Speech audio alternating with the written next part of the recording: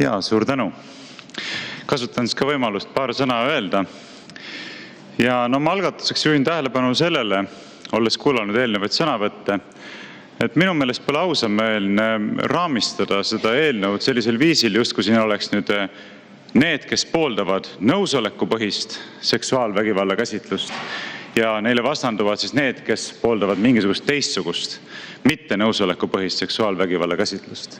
Et ilmselgelt me kõik pooldame nõusolekupõhist seksuaalvägivalla käsitlust. Selles ei ole ju küsimus.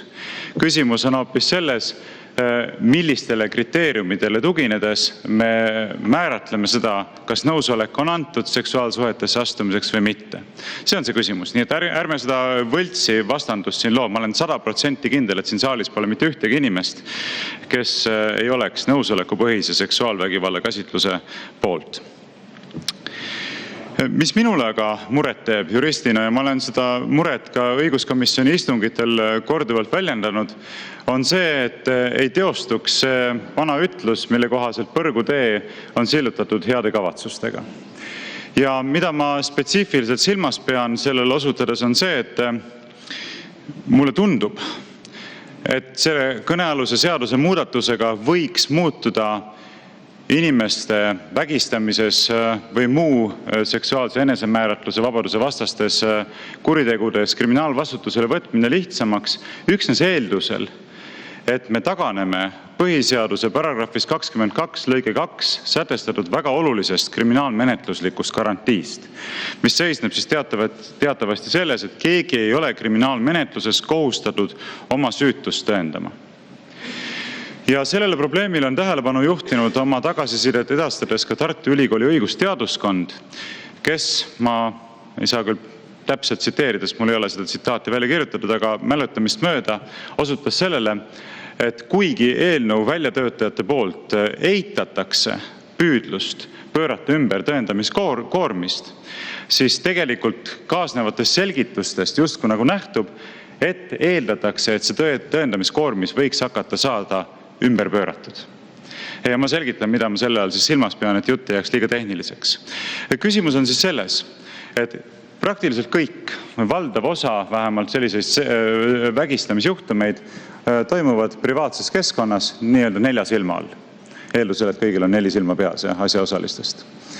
Ehk siis teisisõnu, kui keegi ütleb, et mind vägistati, siis tal ei olegi mingisuguseid muid tõendeid esitada kui see, et ta lihtsalt ütleb nii. Eriti olukorras, kus ei pea tõendama siis seda või ütleme vägistamise koosseisuliseks tunnuseks ei ole see, et rakendati vägivalda. Eks? Ta ei pea minema arsti juurde, ta ei pea saama mingisuguseid kinnitusi, et näete, siin on marrastused kinnihoidmisest või löömisest või millestki muu sellisest. Piisab sellest, et ta ütleb, et ma ei väljendanud oma vaba nõusolekut. Nüüd, mida peab tegema selles olukorras kahtlustatav? Mida ta saab teha, et tõendada oma süütust?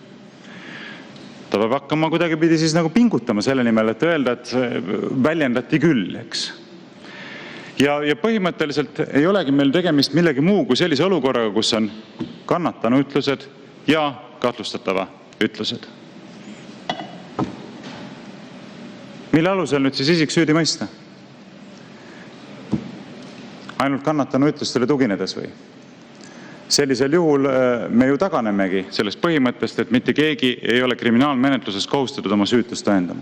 Põhimõtteliselt oleme taganenud.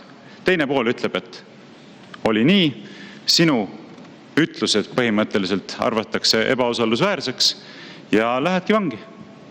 Ongi kõik, ühtegi objektiivset asjaolu ei ole. Veel kord rõhutan, ei ole mingit marrastus, ei ole mingit sinikaid, mitte midagi ei ole. Mingit karjumist ei olnud, keegi ei kuulnud, et oleks appi karjutud, ei karjutud, mitte midagi ei ole. Ja lihtsalt pannakse inimene vangi ära. Ja mis mind murelikuks teeb selle puhul on see, et niisugust regulatsiooni on kaunis lihtne kuritarvitada. Lihtsalt esitatakse emotsionaalselt veenev selline positsioon. Politseis uurijad leiavad, et see on põhjendatum kui siis kannatanu ütle või siis kahtlustatava ütlused. Prokuratuuris leitakse, et see on veenvam kui kahtlustatava ütlused. Ja lõpuks kohus arvab, et see on veenvam kui kahtlustatava ütlused. Ja ongi kõik. Ja mina eelnõu menetluse käigus rõhutasin ka seda, et absoluutse miinimumina peaks... Kas soovite lisaaega? Palun 1 minuti lisaaega. 1 minut lisaaega, palun.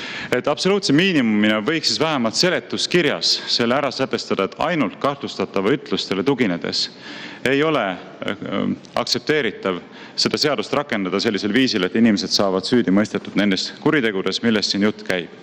Ja ma lõpetan veel kord see kinnitusega, et mina täpselt sama palju kui kõik teised siin eeldatavasti olen selle poolt, et inimesed, kes panevad toime vägistamise kuriteo, peavad selle eest saama rangelt karistatud, aga seda tehes ei tohi me luua sellist õiguslikku raamistikku, mida saab kuritarvitada viisil, mis võimaldab vangi saata inimesi, kes tegelikult ei ole vägistamist ühegi mõistuspärase kriteeriumi kohaselt toime pannud või kelle suhtes puuduvad tõendid, mis viitaksid sellele, et nad on selle toime pannud.